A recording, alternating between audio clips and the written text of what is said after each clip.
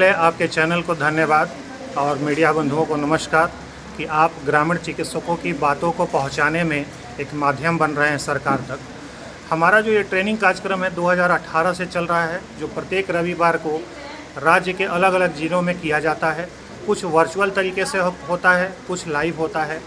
सरकार ने भी इस तरह का ट्रेनिंग हमारे ग्रामीण चिकित्सक भाइयों बंधुओं को दिया और साथ ही साथ ये भी आश्वासन दिया कि आपको नौकरी भी प्रदान करेंगे, लेकिन नौकरी नहीं मिली। फर्स्ट बैच की ट्रेनिंग हुई, सेकंड बैच का ट्रेनिंग हुआ, शायद थर्ड या फोर्थ बैच का ट्रेनिंग भी हो, लेकिन मेरा कहना है कि बहुत सारे ग्रामीण चिकित्सक भाई बंधु उस ट्रेनिंग में फेल कर जाते थे, जिसके चलते उनको जो पहला सीढ़ी कहा जाए ट्रेनिंग को कंप्लीट करने का, वो प्राप्त नहीं हो पा रहा था। इसलिए हमारी संस्था आर्स हेल्थ इंडिया फाउंडेशन ने चिकित्सक मंच की रचना की और आर्स हेल्थ इंडिया फाउंडेशन चिकित्सक मंच के द्वारा सभी ग्रामीण चिकित्सकों को ट्रेंड करके और उनकी गलतियों को सुधारने के साथ साथ उन्हें नॉलेज देने का कार्य शुरू किया गया। नौकरी तो जब होगी तब होगी, लेकिन तब तक उनका जीविकोपार्जन करके माननीय वर्तमान सीएम सम्राट चौधरी जी जब उप मुख्यमंत्री थे और जब उससे पूर्व मंत्री थे, तब भी उनका रुझान ग्रामीण चिकित्सकों के लिए बहुत सार्थक था। बहुत सारे सम्मेलन में उन्होंने भाग लिया और उन्होंने आश्वासन दिया कि हर हाल में हम ग्रामीण चिकित्सकों की ज्वाइनिंग कराएंगे। तो अब हमें देखना है कि वो अपने भरोसे को कायम रखते हैं कि नहीं। हम तो अनुरोध करेंगे, विनती करेंगे, क्योंकि वो सरकार में हैं और मुखिया हैं, तो जाहिर सी बात है हमें आशा ही नहीं पूर्ण विश्वास है कि ग्रामीण चिकित्सकों की ज्वाइनिंग होगी और उनको न्याय मिलेगा। कितनी उम्मीद? देखिए, लगातार मुलाकात हो रही है। हमारी जो टीम है वो लगातार जितने भी प्रतिनिधि हैं उनसे मिलना जुलना करते रहे हैं हम लोग, लेकिन जल्द ही हमारी एक कमेटी सीएम से समय लेकर के उनसे भी मिलने जा रही है और स्पष्ट रूप से हम लोग बात करना चाहते हैं कि भाई ज्वाइनिंग होगी तो अच्छी बात है, नहीं होगी तो वो भी बता दिया जाए। कोई तो साफ होना चाहिए ना। अगर मान लीजिए कोई भी व्यक्ति हो, कोई भी दल हो, कोई भी नेता हो, आखिर हैं तो वो भी इंसान ही, उनका भी परिवार है। तो जब वो एक राजनेता बनते हैं, एक बड़े पद पर आते हैं, तो उनका वो परिवार पूरे राज्य तक विस्तार हो जाता है। तो अपने परिवार के सदस्य को जीविका वो देंगे कि नहीं, रोजी रोटी देंगे कि नहीं, अब परिवार के मुखिया के ऊपर डिपेंड करता है। जिले में वर्चुअल और लाइव मिला के लगभग 3000 लोगों को ट्रेनिंग दिया जाता है।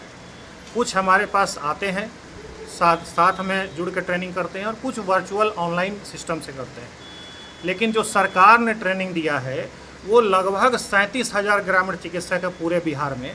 कुछ दिन पहले विधानसभा में माननीय जो स्वास्थ्य मंत्री हैं मंगल पांडे जी ने, उन्होंने खुद ही आंकड़ा ये दिया था और लगभग 5 लाख लोग अभी प्रतीक्षा में हैं कि दोबारा ट्रेनिंग हो।